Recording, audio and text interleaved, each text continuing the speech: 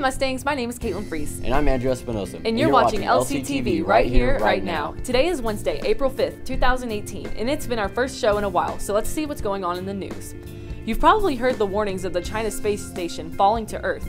Last Monday, it was reported that it reached the Earth's atmosphere but was almost entirely burnt up. Considering this, the likeliness of us being affected by this is close to nothing. Baseball season is back, and the world champion Astros have started the season off strong. George Springer was first to bat for the Astros and hit a terrific home run to start off the season. The Astros are now 4-1. Monday, the team revealed their championship banner and received their rings on Tuesday. Let's go, Astros. On Monday, the National Honor Society had an induction and welcomed new members of the program. We'll have more footage of how the new members first learned how they made NHS during the credits. Next, we give it to Jonathan and Jasmine to give us the latest updates on FFA. FFA is a student-led organization that teaches kids leadership, personal growth, and responsibilities within the agriculture field. I'm going to buy a heifer for San Antonio and Houston and later next year, my sophomore year. There isn't necessarily a most difficult part about FFA, but I guess one of the harder parts is getting everyone together and getting everyone to agree on something so that we can do great stuff, like win at shows and do all the great things that we do. But just overall, it's always a great time that we have, and just getting everyone together is the hardest part. But once that is done, great things happen.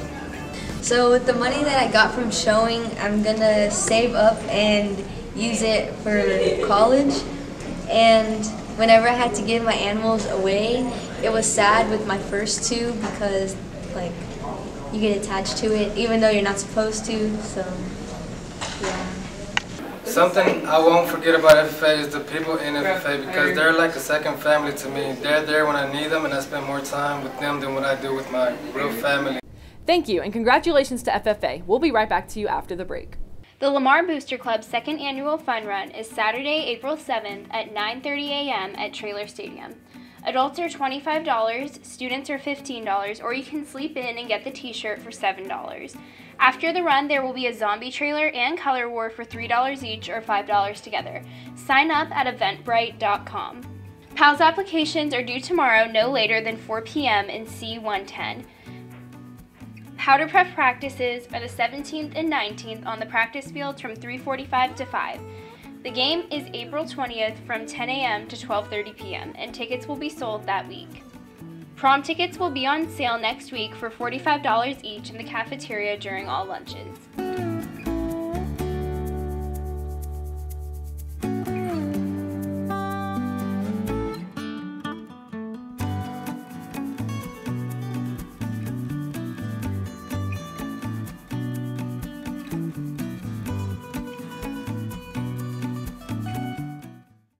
Welcome back. Now let's give it to Jose and Anya to give us the latest scoop on ROTC.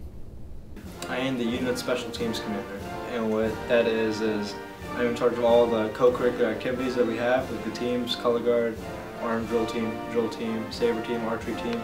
Like all the fun stuff that goes on, that's what I'm in charge of. What has that offered me? It has offered me ample things such as self-confidence is a huge thing, physical fitness, and most importantly self-discipline. It's carried me a long way, made me a better person overall, and dramatically improved every aspect of my life. Every day is fairly different. Some days you can have a life lesson lecture, some days you can be drilling outside, or some days you're just doing PT, so every day is kind of different, but it's always a very rewarding and learning environment. People should join ROTC if they're just willing, if they want to know a little bit about the military, if they want structure in their life, and even if you don't want to be in the military, if you overall just want to make yourself a better person, you should join ROTC. So one of the events that we had is the POWMI run, Prisoners of War and Prisoners Missing in Action. We go outside and run from 8 a.m. till 3 p.m. and that helps our local veteran. The money goes to our local veteran. We also go to the USS Lexington. That's an old battleship that's Corpus. We went over there, slept overnight, had a great time.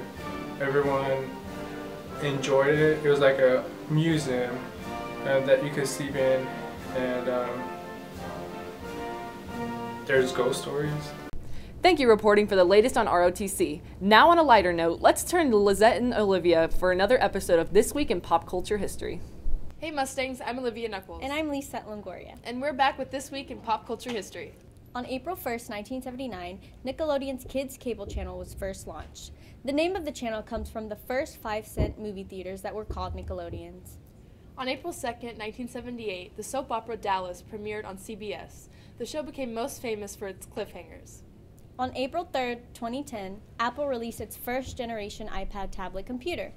Reviewers praised the device for its wide range of capabilities and labeled it as a competitor for laptops and netbooks. On April 4th, 1915, McKinley Morganfield was born in Rolling Fork, Mississippi. He became one of the great blues rockers known as Muddy Waters, known for Got My Mojo Working and Rolling Stone. On April 5th, 1994, lead singer of Nirvana, Kurt Cobain, took his life and was found 3 days later. It is reported that he had difficulty coping with his fame and public image. On April 6, 1947, the first Tony Awards were presented for theatrical achievement. The award is named after Antoinette Perry, nicknamed Tony, an actress, director, producer, and co-founder of the American Theater Wing, who died in 1946. That's all for this week. See you guys next week with more pop culture history. Back to you guys. Thank you, Lisette and Olivia. We'll be right back after the break.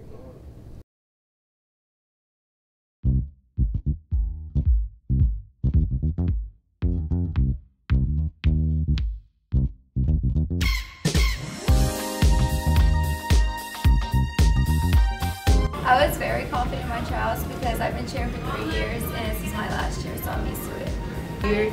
And when you're a senior, you have to make varsity or you can't cheer.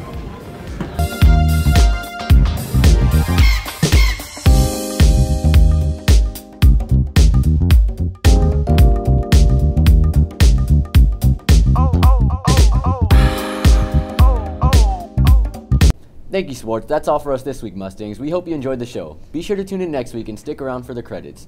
From all of us here at LCTV, I'm Andrew Espinosa. And I'm Caitlin Fries. And we are Americans, we are Mustangs, and yes, we are the future. Have a great day. It felt like a great that we accomplished a great achievement. Yeah, it was something we were really looking forward to and wanting to do, and we were really proud. I personally want to run for a position in NHS, and I just want to get involved in seeing what everybody else does and doing that.